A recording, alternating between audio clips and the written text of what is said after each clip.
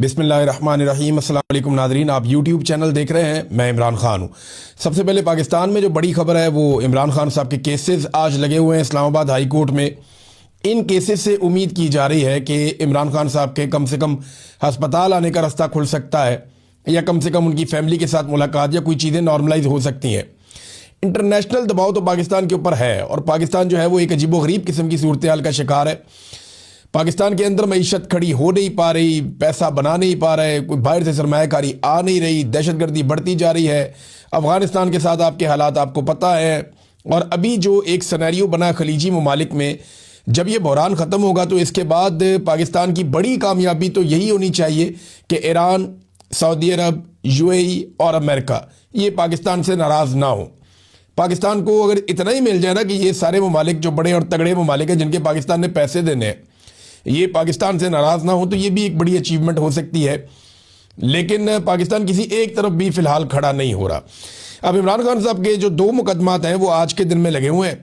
ایک جسٹس انعام امین منہاج صاحب ہیں، اور دوسرا ایک ڈویژنل بینچ ہے جس کے اندر کیسز لگے ہوئے ہیں کہ عمران خان صاحب کی بہن ڈاکٹر عظمیٰ خان نے عدالت میں درخواست کی ہوئی ہے کہ عمران خان صاحب کا جو ہے وہ طبی معائنہ، علاج اور ڈاکٹروں کے وزٹس، یعنی ان سارے معاملات کے حوالے سے انہوں نے کہا ہوا ہے کہ عمران خان صاحب کو سہولت فراہم کی جائے جو ان کا حق ہے۔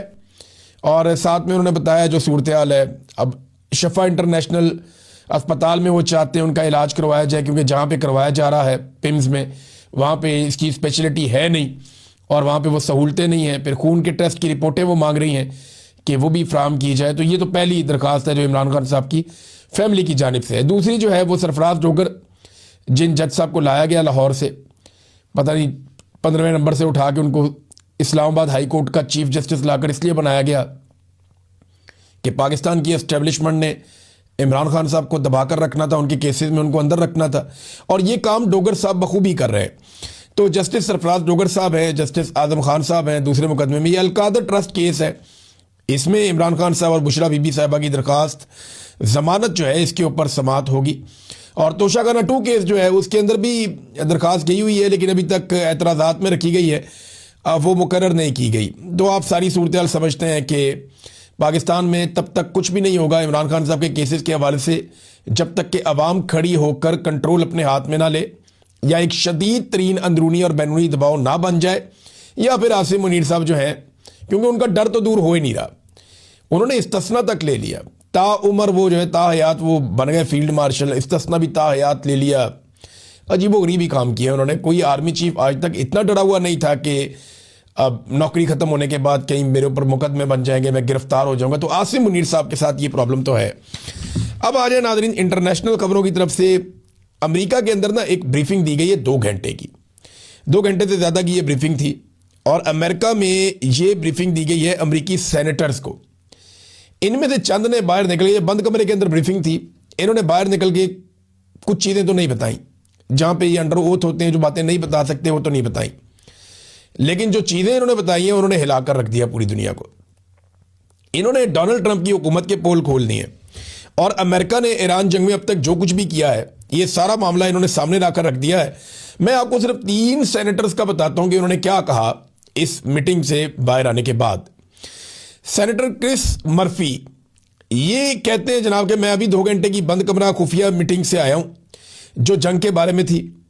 اس نے مجھے صرف یہ یقین دلایا ہے کہ یہ بالکل ہی ایک بغیر سر پاؤں کے ایک جنگ ہے، یعنی بے ربط ہے، کوئی بغیر پلاننگ کے، نہ کوئی سارا نہ کوئی پاؤں ہے جو لڑائی ہو رہی ہے۔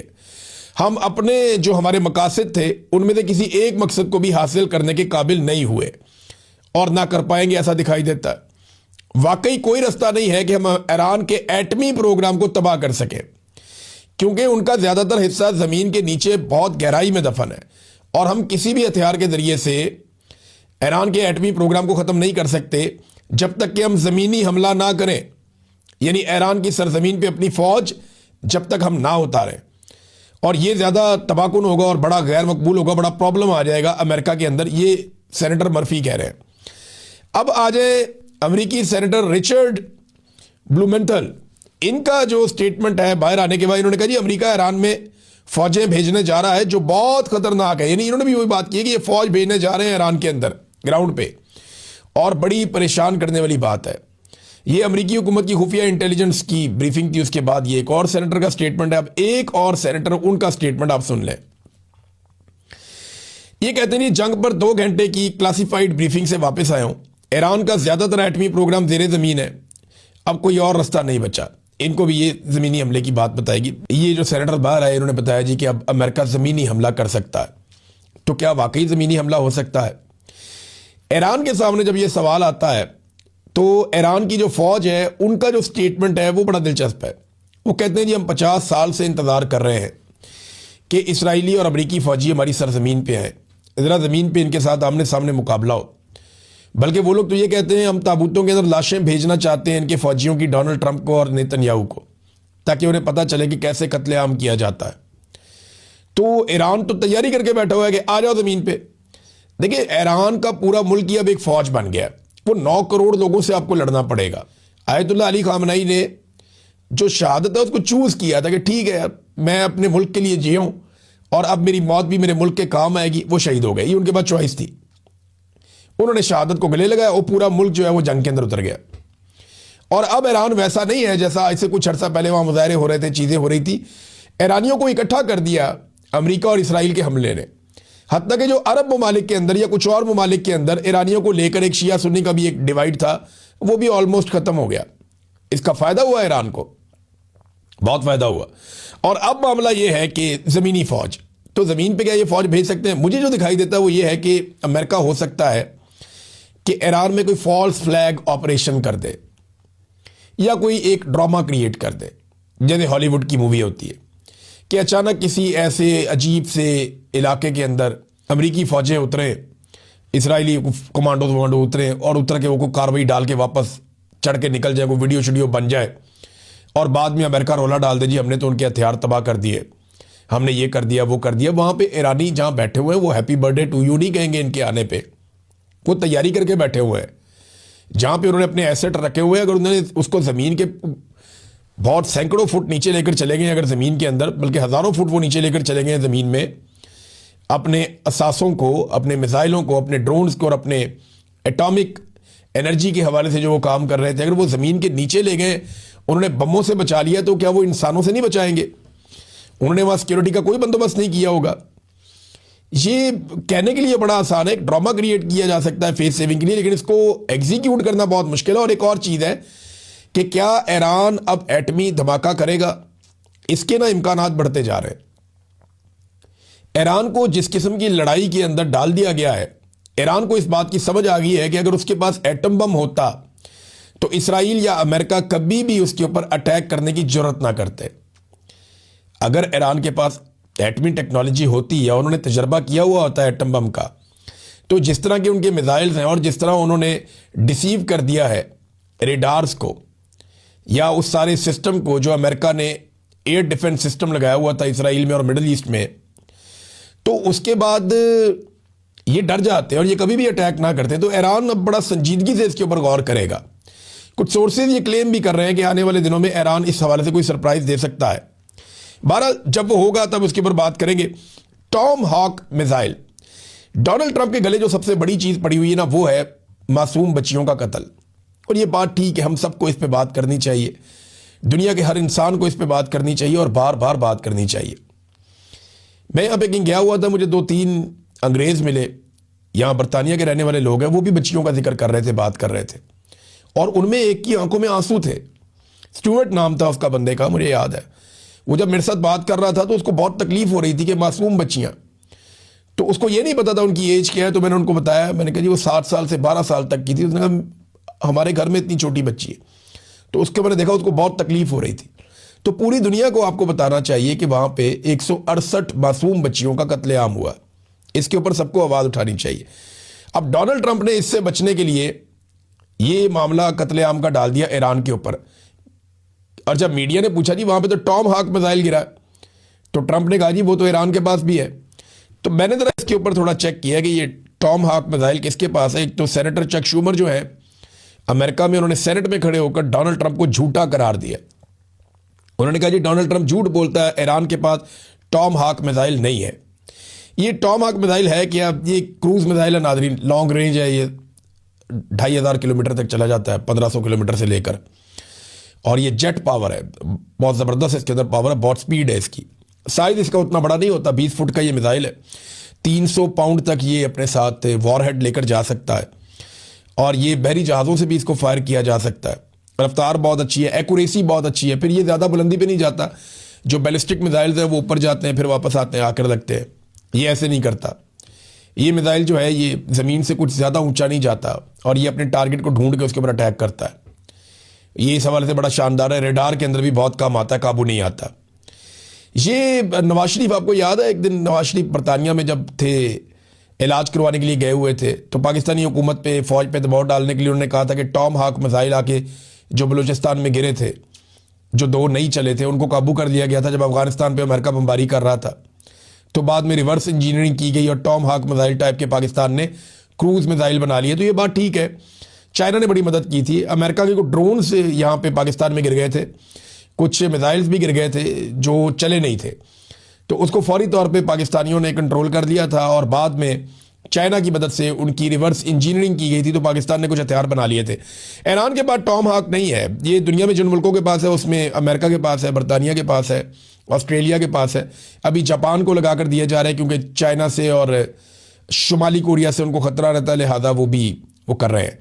बहरहाल शुमाली कोरिया ने भी एक क्रूज़ मिसाइल का बड़ा कामयाब तजुर्बा कर लिया एक दिन पहले। वो अपनी तैयारियां हर वक्त करते रहते हैं, उनके तो हथियार ही बहुत ज़्यादा हो गए। तो नाज़रीन, ये डोनाल्ड ट्रंप झूठे साबित हो रहे हैं इस मामले में। अमेरिका ने कितने हथियार फूंक दिए और कितने हथियार चला दिए, इसका अंदाज़ा आप इस खबर से लगा सकते हैं, जो इंटरनेशनली मुख्तलिफ न्यूज़ एजेंसीज ने दी है कि ईरान जंग के सिर्फ 2 दिनों में अमेरिका ने $5.5 अरब से जायद के हथियार इस्तेमाल किए। आप सोचे कितनी तबाही इन्होंने फैलाई है। $5.5 अरब से जायद के हथियार अमेरिका ने सिर्फ 2 दिन में चलाए।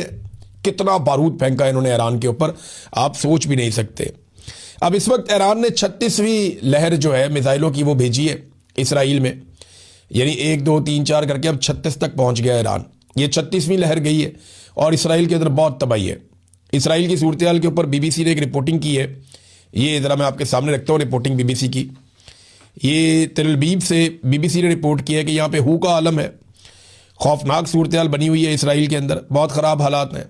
जुज़वी तौर पे लॉकडाउन लगा हुआ है इसराइल में, दुकानें और कारोबार बंद है इसराइल में, और ये सूरत हाल आवाम के लिए नाकाबिले बर्दाश्त होती चली जा रही है। साथ उन्होंने ये भी बताया कि सायरन भी अब प्रॉपर काम नहीं कर रहे। मिसाइल आते हैं तो सायरन का सिस्टम प्रॉपर काम नहीं कर रहा, और हम ये देख रहे हैं फ़िज़ा में मनाज़र कि जो मिसाइल अब ईरान की जानिब से आता है उसको रोकने के लिए इसराइल का दिफाई निज़ाम प्रॉपर काम नहीं कर रहा। अब इसराइल की फ़िज़ा ऐसा लगता है कि ईरानी मिसाइलों के लिए खुली है, उनके ड्रोन्स के लिए खुली है। उस तरह का दिफा नहीं है जैसा आयरन डोम से एक्सपेक्ट किया जाता था या कहा जाता था। अब ये तो बीबीसी का आपको बताया कि इसराइल में क्या सूरत हाल है। ज़रा देखें CNN की रिपोर्ट क्या कह रही है ईरान के बारे में। ईरान में जो सूरत हाल है उसको CNN ने रिपोर्ट किया कि वहाँ कारोबारी ज़िंदगी मामूल के मुताबिक है।